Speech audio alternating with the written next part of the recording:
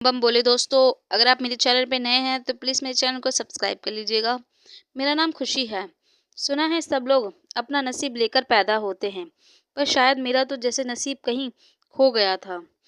मैं बचपन से ही बदनसीब हूँ। जब माता-पिता का प्यार मिलना चाहिए था, उनका साथ मिलना चाहिए था, उस वक़्त वो मुझे छोड़कर चले गए।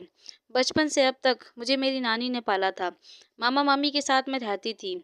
मैं अब 20 वर्ष की पूरी हो गई थी, पर यहाँ पर मुझे बधाई देने वाला कोई नहीं था। नानी अब इस दुनिया से जा चुकी थी। वो ही मुझसे प्यार और मेरा ख्याल रखती थी। नानी के होते हुए मुझे कभी भी माँ-पापा की कमी महसूस नहीं हुई। उस वक़्त सब मुझसे बहुत प्यार करते थे। माँ भी मेरे हर जन्मदिन पर मुझे कुछ न कुछ नया बनाकर खिलाती थी और उनके दोनों बच्चे मेरे साथ काफ़ी अच्छी तरह से रहते थे। पापा तो मामा तो मुझ पे जैसे अपनी जान लुटाते थे। वह अपनी बेटी से कम और मुझसे ज़्यादा प्यार करते थे। वहीं अब नानी के जाने के बाद सबने अपना असली रूप दिखाया था। मुझे तो अब जाकर पता चला कि मामी नानी के प्रॉपर्टी के पीछे मुझे झूठे प्यार का दिखावा करती थी। मामा तो अब भी मुझसे उतना ही प्यार करते थे, मगर मामी के सामने उनकी भी जुबान नहीं खुलती थी। पहले नानी मुझसे सबसे बड़े स्कूल में पढ़ाने के लिए भेजती थी। मेरे दोनों भाई बहन मुझसे चिढ़ने लगे थे, क्योंकि मेरी नानी मेरे लिए पूरे परिवार से लड़ जाती थी। मेरी हर छोटी से छोटी चीज़ का बड़ा ध्यान रखती थी। इसलिए वह जाने से पहले ही घर की आधी प्रॉपर्टी मेरे नाम करके गई थी, ताकि उनके जाने के बाद कोई भी मुझे इस घर से बाहर ना निकाले। और जिसका डर मेरी नानी को सता रहा था, आज वही मेरे साथ हो रहा था। मामी मुझसे सारे घर का काम करवाती थी, बर्तन से लेके कपड़ों तक।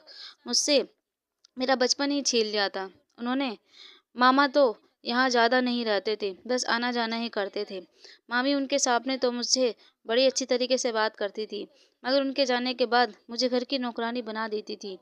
मुझे अपना बचा कुचा खिलाती थी, और किसी दिन ज़्यादा अच्छा खाना बन जाए तो सब खत्म होने के बाद मुझे ऐसे ही भूखे पेट सोना पड़ता था। मामी ने मेरी स्कूल की फीस ना भरनी पड़े, इसलिए मेरा स्कूल भी बंद करवा दिया था। अब मैं हर रोज़ नानी को याद करती रहती थी। मैं नानी को अपनी माँ मैं मामी को अपनी माँ मानती थी, इसलिए उनके किए गए हर गलत काम को भूलकर फिर से सवेरे जल्दी तैयार हो जाती थी। मैं मामी की पूरी सेवा पानी करती थी, मगर उनके बच्चे भी मुझे नौकरानी मानते थे। वह हर वक्त मुझ पर हुक्म चलाते रहते थे। मामी से डांट पड़वाने के लिए वह कभी चाय में नमक और कभी सब्जी में मिर्च ज़्यादा कर देते थे, और जैसे ही मामी वह खाती तो मुझ पर बहुत गुस्सा करके मुझे मारती थी। उन्होंने मेरा हाथ तक जला रखा था। अब तो बस मैं इस घर से जाने के बारे में ही सोचती रहती थी। फिर एक दिन मामी की बेटी यशी के लिए एक बहुत बड़े घर से रिश्ता आया। यशी से ज़्यादा सुंदर मैं थी, इससे मामी ने लड़की वालों के सामने मुझे जाने से मना कर दिया था। यशी को लड़कों वालों ने पसंद किया और उसकी जल्द से जल्द शादी हो गई। शादी देखकर मेरे मन में भी शादी के लिए उत्सुकता बढ़ने लगी, क्योंकि इस घर से मुझे एक पल की खुशी नहीं मिली थी। और नानी नानी भी बोलती थी, तुम्हारे लिए भी एक ना एक दिन कोई शहजादा घोड़ी चढ़कर आएगा। मैं अब शादी के अरमान सजाने लगी थी, मगर इधर मामी मेरी कहीं पर भी शादी करने के लिए तैयार नहीं थी, क्योंकि उनको मेरे काम काज की इतनी आदत पड़ गई थी। मामा फ़ोन पर भी मेरी शादी की बातें करते थे, मगर मामी तो जैसे मुझे इस जन्म में कोई खुशियाँ ना मिले इसकी कसम खाकर बैठी थी। मैं मामा से बस मेरी आधी प्रॉपर्टी को लेने की बातें करती रहती थी। मैं सारी प्रॉपर्टी उनके नाम कर दूं, तभी वो मेरी शादी करेंगी। मगर मुझे प्रॉपर्टी का कोई लालच नहीं था और ना शादी का। पर इसलिए मैंने जब ये बात सुनी तो मामी को सारी प्रॉपर्टी खुशी खुशी दे दी थी, और शादी करवाना ना करवाना उनकी मर्जी थी। फिर मामा ही छुट्टी लेकर मेरे लिए घर आए थे। उनके साथ एक लड़का भी था, जो उनके दोस्त का रिश्तेदार था। मामा मेरी शादी करवाने के लिए आए हुए थे।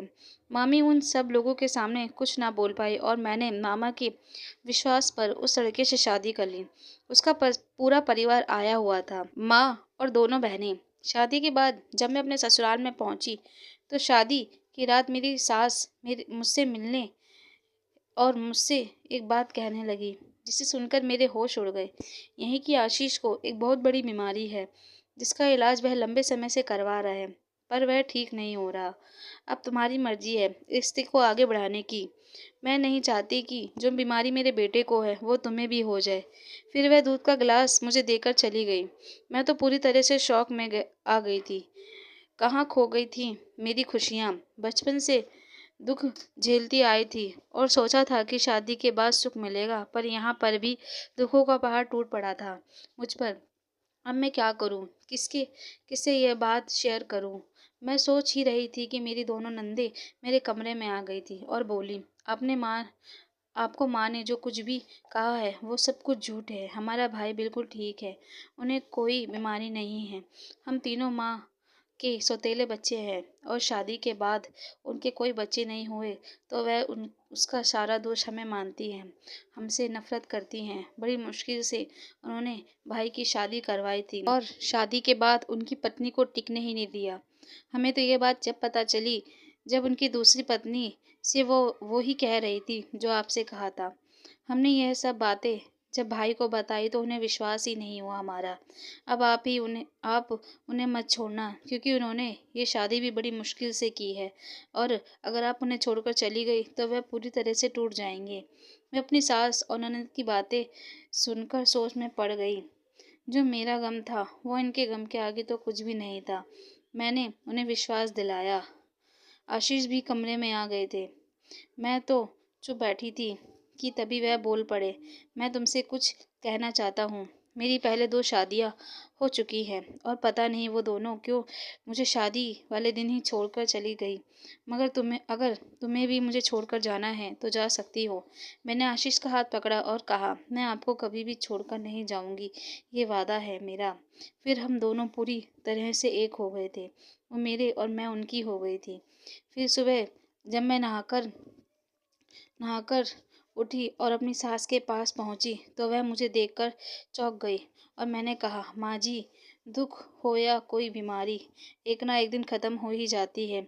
मैं आशीष को छोड़कर कहीं नहीं जाऊंगी और उनका सही से इलाज करवाऊंगी। वहाँ पर खड़ी मेरी नंदे यह सब सुनकर खुश हो रही थी। फिर मैंने कुछ महीनों बाद अपनी सबसे बड़ी नंद की शादी भी करवाई थी।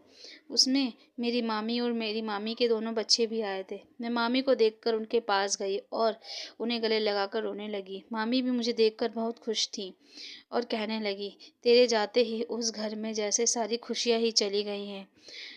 इतना तो मुझे अपनी आशी के जाने का भी दुख नहीं था जितना तेरे जाने के बाद मुझे मिला है। तेरे तेरे घर से जाते ही मैं बीमारी से गिर गई और देखने वाला कोई नहीं था। तो मुझे तेरी बड़ी याद आई और अपनी गलतियों का एहसास हुआ था। तू कैसे अपने अपने इस छोटे छोटे हाथों से मेरी सेवा करती थी। बेटा, मुझे माफ़ कर दो।